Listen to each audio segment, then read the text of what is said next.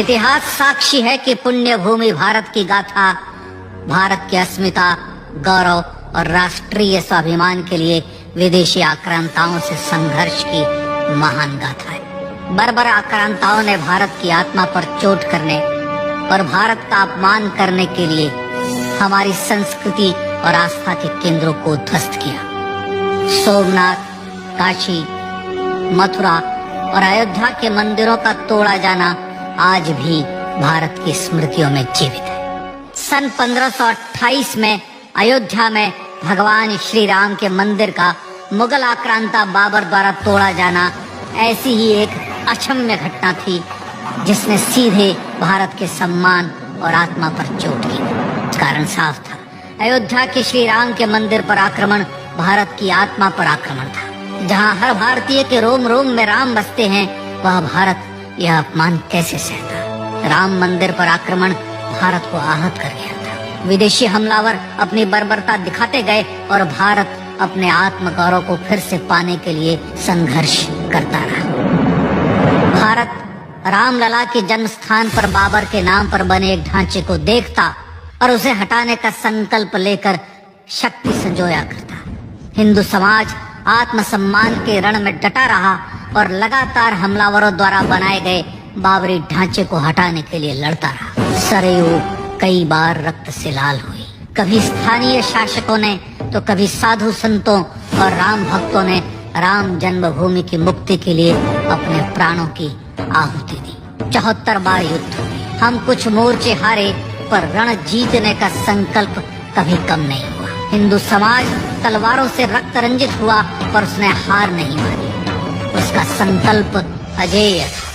15 अगस्त 1947 को देश की आजादी के साथ सैकड़ों सालों से चले आ रहे इस संघर्ष में नई ऊर्जा और एक नया मोड़ है। अचानक 23 दिसंबर 1949 को बाबरी ढांचे में श्री राम लला प्रकट हुए। हजारों राम भक्त दर्शन के लिए उमड़ पड़े। तत्कालीन प्रधानमंत्री पंडित जवाहरलाल नेहरू ने उत्तर प्रदेश सरकार को श्री राम लला को विवादित ढांचे से हटाने का आदेश दिया। उत्तर प्रदेश सरकार ने अयोध्या के कलेक्टर को यह काम दिया और यह निर्देश भी कि जरूरत पड़ने पर वे बल का प्रयोग भी करें। अयोध्या के कलेक्टर ने सरकार को उत्तर दिया कि यह नरसंहार के बिना संभव नहीं है, और फिर भी वह ऐसा चाहती है तो किसी दूसरे कलेक्टर से यह काम करवा ले। परिणाम स्वरूप राम लला की मूर्ति वहीं विराजमान रही। विवादित ढांचे को बंद कर दिया गया। केवल पुजारी को सेवा अर्चना के लिए भीतर जाने की अनुमति थी। फिर भी राम भक्त विवादित ढांचे के बाहर से प्रभु श्री राम की आराधना करते रहे। भारत के हिंदू समाज के लिए चुनौतियां और बढ़ गई। मामला अदालत में गया। विपक्षी दलों द्वारा अदालत में भगवान श्री राम के अस्तित्व पर सवाल उठाए गए। उनके अयोध्या में ही जन्म लेने का प्रमाण मांगा गया। भारत का जनमानस अब आहत हो उठा था। आजाद भारत में भी हिंदू समाज को अपनी आस्था और श्रद्धा के लिए संघर्ष करना पड़ रहा था। चुनौतियों के इस समय में सन 1984 में विज्ञान भवन दिल्ली में विश्व हिंदू परिषद ने धर्म संसद का आयोजन किया। इस संसद में देश भर के संतों ने राम जन्मभूमि की मुक्ति के लिए आह्वान किया और राम जन्मभूमि मुक्ति यज्ञ समिति का गठन किया। धर्म संसद ने राम जन्मभूमि की मुक्ति और वहां भगवान श्री राम के भव्य मंदिर बनाने के भारत के जनमानस के संकल्प को फिर से दोहराया। विश्व हिंदू परिषद के नेतृत्व में मंदिर निर्माण के लिए पूरे देश में अभूतपूर्व आंदोलन की शुरुआत हुई। श्री राम जन्मस्थली मुक्ति यज्ञ समिति के साथ देश भर में राम जानकी की रथ यात्राएं निकली। राम लीलाओं में राम कथा के माध्यम से भारत का आम जन फिर से जुटा। अब सबके मन में एक ही प्रण था, एक ही लक्ष्य था। अयोध्या में जन्मभूमि पर भगवान श्री राम के भव्य मंदिर का निर्माण।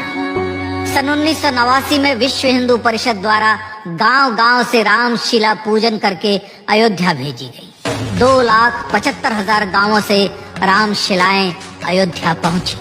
भव्य राम मंदिर के शिलान्यास का निर्णय हुआ। पूज्य संत महात्माओं और हिंदू समाज के अन्य प्रमुख नेताओं के निर्णय के अनुसार अनुसूचित जाति के प्रमुख नेता श्री कामेश्वर चौपाल ने 9 नवंबर 1989 को मंदिर निर्माण का पहला पत्थर रखा। राम जन्मभूमि पर मंदिर निर्माण के लक्ष्य की पूर्ति के लिए सन 1990 में सोमनाथ से अयोध्या के लिए श्री लाल कृष्ण आडवाणी ने रथ यात्रा की शुरुआत की। देश में जन भावनाओं का ज्वार उमड़ने लगा। श्री लाल कृष्ण आडवाणी के रथ यात्रा के साथ साथ मंदिर के लिए जन समर्थन बढ़ने लगा और छद्म सेकुलरवाद बेनकाब होने लगा। इस जन आंदोलन को रोकने की तमाम कोशिशें हुई पर सब व्यर्थ हुई। विश्व हिंदू परिषद ने देशवासियों से अयोध्या में जन्मभूमि पर मंदिर निर्माण के लिए 30 अक्टूबर और 1 नवंबर 1990 को कार सेवा का आह्वान किया। परिणाम स्वरूप लाखों राम भक्त कार सेवा के लिए देश के कोने कोने से अयोध्या आए। इससे देश की एकात्मता का विराट दर्शन हुआ। कार सेवकों को रोकने के लिए उत्तर प्रदेश के तत्कालीन मुख्यमंत्री श्री मुलायम सिंह यादव ने अयोध्या में परिंदे को भी पर न मारने देने की घोषणा की। स्थितियां गंभीर हो गई। अयोध्या से 200 किलोमीटर दूर रेलगाड़ियां रोक दी गई। अयोध्या युद्ध भूमि बना दी गई। मार्ग बंद, रेल बंद, चप्पे चप्पे पर पुलिस। अयोध्या सैनिक छावनी में बदल गई। राम नाम पर ऐसी पाबंदी कि अर्थी ले जा रहे लोगों तक को रोका गया क्योंकि वे राम नाम सत्य कह रहे थे। लेकिन सैकड़ों किलोमीटर की यात्रा कर कार सेवक अयोध्या पहुंचने लगे। राम के गीत गाते, होठों पर हंसी और पांव में छाले लिए राम काज के लिए राम भक्त देश विदेश से अयोध्या पहुंच गए। कार सेवकों पर गोलियां चली। अनेक कार सेवक शहीद हुए। आजाद भारत में जन्मभूमि पर राम मंदिर के लिए कार सेवकों ने फिर एक बार अपना बलिदान दिया, पर कार सेवकों ने विवादित ढांचे पर भगवा फहरा ही दिया और इस तरह कार सेवा सफल हुई। श्री राम जन्मभूमि आंदोलन ने भारत की सुप्त आत्मा को झकझोर कर जगा दिया। विश्व हिंदू परिषद ने फिर एक बार 6 दिसंबर 1992 को कार सेवा का आह्वान किया। राम भक्तों को कार सेवा करने देने के लिए अदालत में प्रार्थना की गई, पर अदालत ने कोई निर्णय नहीं दिया। परिणाम स्वरूप बौद्ध, जैन, सिख, स्वामीनारायण संप्रदाय, गायत्री परिवार, हर पंथ मत विचार हिंदू एकत्र हो गए। छूत अछूत का भेद मिटा, जाति की पहचान मिटी। हम सब हिंदू, हम सब सिंधु बन गए। राम सिंधु में ज्वार उठा और देखते ही देखते 6 दिसंबर 1992 को श्री राम जन्मभूमि से बाबरी ढांचा सदा के लिए हट गया।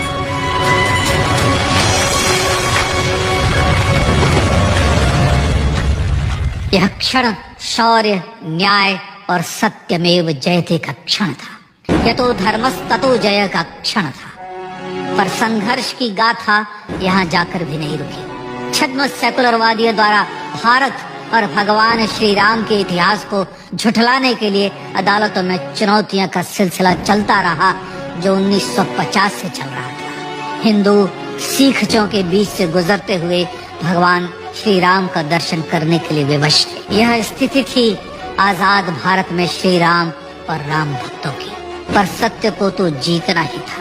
आखिरकार देश के सर्वोच्च न्यायालय के 5 जजों की खंडपीठ ने 9 नवंबर 2019 को ऐतिहासिक निर्णय दिया और यह कहा कि अयोध्या जन्मभूमि परिसर की पूरी 67 एकड़ भूमि रामलला की। और न्यायालय ने भारत सरकार को जन्मभूमि पर मंदिर बनाने के लिए एक ट्रस्ट बनाने का आदेश दिया। सर्वोच्च न्यायालय के आदेश के अनुसार भारत सरकार ने 5 फरवरी 2020 को श्री राम जन्मभूमि तीर्थ क्षेत्र नाम के ट्रस्ट का गठन किया और राम जन्मभूमि न्यास की भूमि जो सरकार द्वारा अधिग्रहित की गई थी उसे ही नवनिर्मित न्यास को वापस दे दिया गया। 5 अगस्त 2020 को भारत के प्रधानमंत्री श्री नरेंद्र मोदी ने श्री राम जन्मभूमि तीर्थ क्षेत्र के अध्यक्ष पूज्य महंत नृत्य गोपाल दास, राष्ट्रीय स्वयंसेवक संघ के पूज्य सरसंघ चालक डॉक्टर मोहन भागवत एवं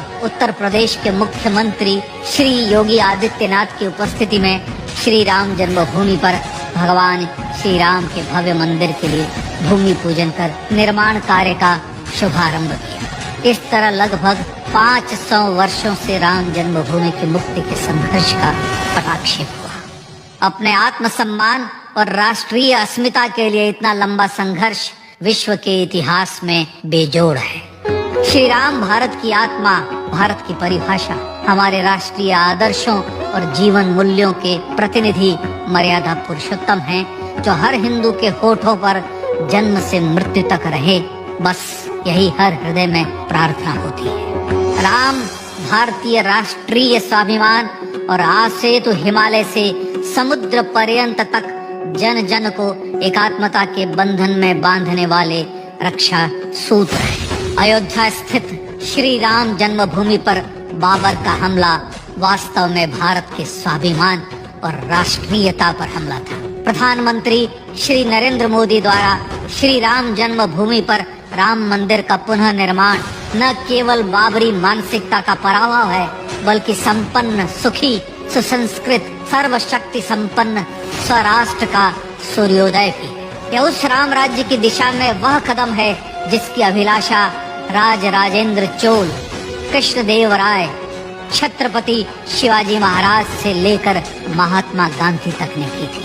अयोध्या में जन्मभूमि पर भगवान श्री राम का मंदिर न सिर्फ राष्ट्रीय गौरव होगा, बल्कि वह श्री राम के आदर्शों का राष्ट्र मंदिर होगा। अब वह महान संकल्प पूरा होने जा रहा है। आइए इस राम यज्ञ, राष्ट्र यज्ञ में जिन ज्ञात और अज्ञात भारतीयों ने अपनी आत्माहुति दी है, उनका पुण्य स्मरण कर उन्हें श्रद्धांजलि दी।